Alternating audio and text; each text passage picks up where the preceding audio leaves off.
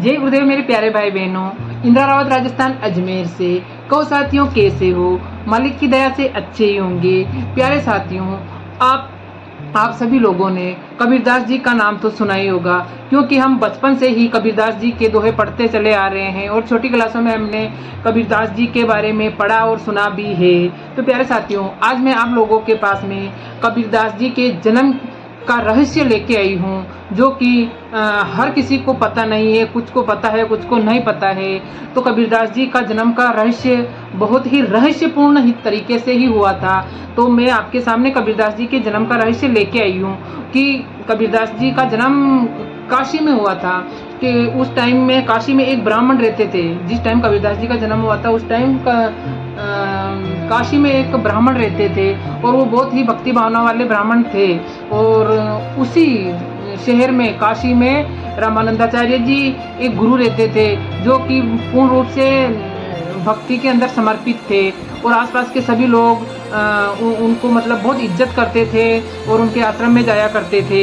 तो जो ब्राह्मण रहता था उसका भी एक नियम था कि वो जल्दी सवेरे ही नहा धोकर, और उसका ऐसा नियम था कि वो आसपास से फूलों को तोड़कर जो गुरु थे रामानंदाचार्य जी उनको वो पुष्प उनको देने जाते थे। रामानंदाचार्य जी शालिग्राम भगवान जी की पूजा करते थे और वो सबसे पहले नहा धो के और उनकी पूजा करने के बाद में, भोग लगाने के बाद में ही कुछ खाना पीने का काम करते थे। तो सभी दूसरे भक्तों के साथ साथ जो वो ब्राह्मण थे उनका भी ये नियम था कि वो सवेरे उठ के फूल रामानंदाचार्य गुरु महाराज जी को देकर और फिर पूजा अर्चना करने के बाद में फिर वापस घर आते थे। और ये नियम क्रम से चलता ही रहा और रोज हर सवेरे का उनका यही काम था कि वो फूलों को देना, उनको दे के और फिर वापस आना और फिर अपने रोजमर्रा के कार्य करना। तो इसी प्रकार सालों ऐसा सिलसिला चलता रहा। लेकिन एक बार क्या हुआ कि उन ब्राह्मण की बहुत ज़्यादा तबीयत खराब हो गई और वो वहाँ पे जाने में असमर्थ थे कि वो वहाँ पे जा नहीं पा रहे थे। तो उन्होंने सोचा कि अब क्या करें, क्योंकि उनको समाचार भी नहीं दिया जा सकता था कि मैं नहीं आ सकता हूँ, और वो रोज़ आते थे तो वो उनका वेट करते। तो इसी प्रकार वो थोड़ा चिंता में डूबे हुए थे। लेकिन फिर उनको एकदम उन्होंने सोचा कि उनके घर में एक बेटी थी जो कि बाल विधवा थी। बचपन में ही उनके पति की मृत्यु हो गई थी, तो बाल विधवा उनकी बेटी रहती थी। तो उसने अपनी बेटी को ये बोल के भेजा कि गुरुजी को ये फूल मैं आज नहीं जा पाऊंगा, तो तू ये गुरुजी को ये फूल पूजा के लिए दे के आ जाओ, क्योंकि वो इंतजार कर रहे होंगे। तो बेटी रवाना हुई फूल वूल लेकर और रामानंदाचार्य गुरु महाराज जी के पास में गई।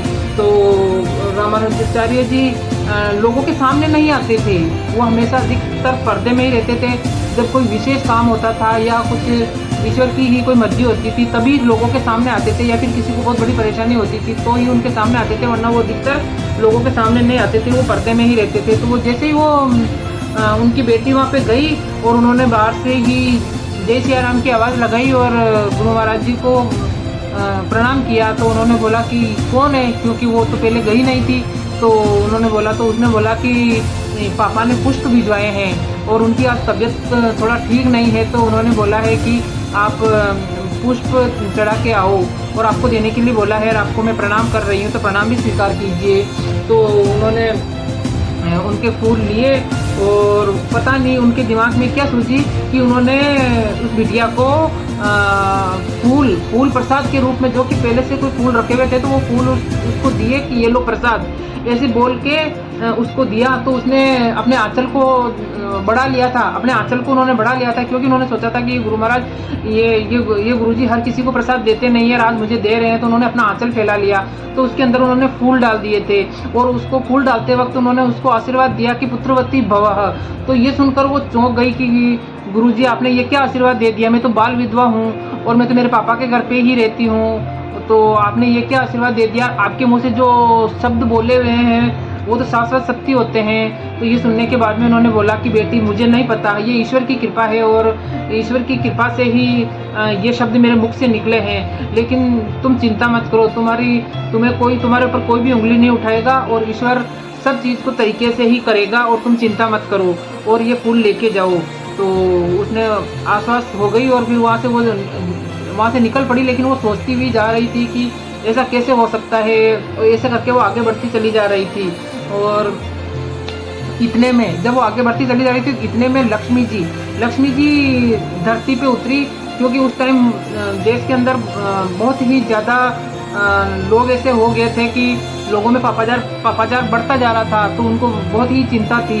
तो लक्ष्मी नारायण जी तो ऊपर के लोकों में ही रेस्ट कर रहे थे, लेकिन लक्ष्मी जी धरती पर विचरण कर रही थी और चिंता में डूबी हुई थी और इधर से उधर घूम रही थी। इतने में ही वो उन गुरु जी के पास में आई और वो घाट के ऊपर बैठे थे गुरु महाराज जी, तो उन्होंने उसके पास में उनको भी चिंतित देखा और उन्होंने लक्ष्मी जी को देखा तो उनको भी चिंतित देखा। तो दोनों ने एक दूसरे से पूछा कि आप चिंतित नजर क्यों आ रहे हैं। तो दोनों ने अपनी अपनी व्यथाएं बताई कि हाँ कि बहुत ही ज़्यादा लोग संत मार्ग से विचलित होते जा रहे हैं और इसका कुछ न कुछ तो करना पड़ेगा, जाने मालिक की क्या मर्जी है। इस प्रकार उन्होंने ऐसे सोचा और तो लक्ष्मी जी ने बोला कि कुछ न कुछ तो करना ही होगा, इस धरती का उद्धार करना अब जरूरी है। तो इस प्रकार बातें करते करते ही उन्होंने बोला, फिर रामानुजाचार्य ने बोला था कि मैंने अभी वो जो ब्राह्मण की बिटिया आई थी उसको ऐसा आशीर्वाद दिया, पता नहीं मालिक की क्या मर्जी हुई कि मेरे मुंह से ये चीज़ निकल गई। तो ये सुनकर लक्ष्मी जी तो एकदम खुश हो गई कि इसका मतलब तो ईश्वर की कृपा कुछ और ही है और अब तो सारी समस्याओं का समाधान हो जाएगा। ये सुनकर वो खुश हो गई और वहाँ से अंतर्ध्यान हो गई। और इतने में जब वो बिटिया अपने आंचल के अंदर फूलों को लेकर जा रही थी तो चलते चलते क्या देखती है कि उसका आंचल थोड़ा भारी होने लगा है। जैसे जैसे चलने लगी उसका आंचल और भारी होने लगा, तो उसने सोचा कि ये क्या हो रहा है। तो जैसे उसने अपने आंचल को फैलाकर देखा तो उसके अंदर एक छोटा सा बच्चा मुस्कुराता हुआ नजर आया।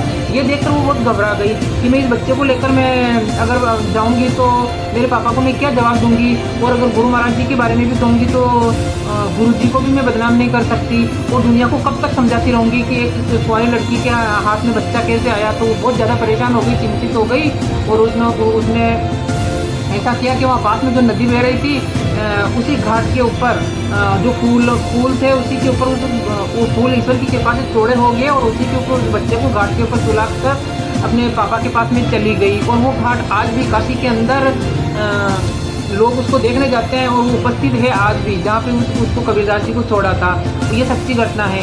तो जैसे बच्चे को छोड़ के गई और इतनी ही देर में एक कपल था, नूर अली और नीरू, तो दो कपल थे ये, तो वो मुसलमान थे। तो वो काफ़ी टाइम से उनके बच्चा नहीं था उनके, और वो काफ़ी उम्र के भी हो गए थे, लेकिन वो ईश्वर भक्ति में बहुत लगन और उससे ईश्वर की भक्ति करते थे और रोज़ ईश्वर से एक बच्चा मांगते थे। तो जैसे ही वो नदी पर नहा कर निकल रहे थे तो इतने में तो नूर ने तो नहीं सुना, लेकिन नीरू ने वो एक बच्चे की आवाज़ सुन ली। उसको सुनकर वो एकदम उनकी तरफ निकली कि यहाँ पे इस टाइम इतना छोटा बच्चा कहाँ से आया। तो उसको देखा और फिर उसने चारों तरफ देखा कि इस बच्चे के आसपास में कोई नहीं है। तो वो दोनों हस्बैंड वाइफ ने सोचा कि ये ईश्वर की ही दया है और हम इतने सालों से बच्चा मांग रहे हैं, तो ईश्वर ने कृपा दृष्टि बरसाकर हमारे को ये बच्चा दिया है। तो वो बहुत खुश हो गए और उस बच्चे को अपने हाथ में लिया और ईश्वर को कोटि कोटि धन्यवाद देकर उस बच्चे को अपने साथ ले गए। और वो जुलाहे थे और वो जुलाहे के घर में ही कबीरदास जी उनके घर में गए और इस प्रकार कबीरदास जी का जुलाहे के घर में प्रवेश हुआ और वहाँ से उनकी जीवन की चर्या चालू हुई और इस प्रकार वो वहाँ से पले बड़े होते गए। तो इस प्रकार कबीरदास जी का जन्म तो ईश्वर की कृपा से लक्ष्मी जी की दया से साक्षात ऊपर से फूल के ऊपर उनका जन्म हुआ और इस प्रकार वो दुल्हे के घर में पले और बड़े हुए। तो इस प्रकार ये था कबीरदास जी का जन्म और ये साक्षात भगवान का रूप थे और सबसे पहले भगवान के रूप में अवतरित हुए थे। और उसके बाद में इन्होंने इतनी सारे दोहे लिखे, इतनी सारी कविताएं लिखी और इतने लोगों को समझाने के लिए इन्होंने बहुत काम किया और लोगों को सच्चाई का रास्ता दिखाने के लिए अपने जीवन भर जुटे रहे। तो इसके आगे की कहानी सुनने के लिए आप मेरे साथ बने रहिए। और ये थी कबीरदास जी के जन्म लेने की कथा। तो मेरे प्यारे साथियों, कबीरदास जी के जन्म की ये कथा आपको कैसी लगी? अच्छी लगी हो तो लाइक, कमेंट और शेयर कीजिए और आप मेरे चैनल पर नए आए हो तो सब्सक्राइब कीजिए। जय गुरुदेव।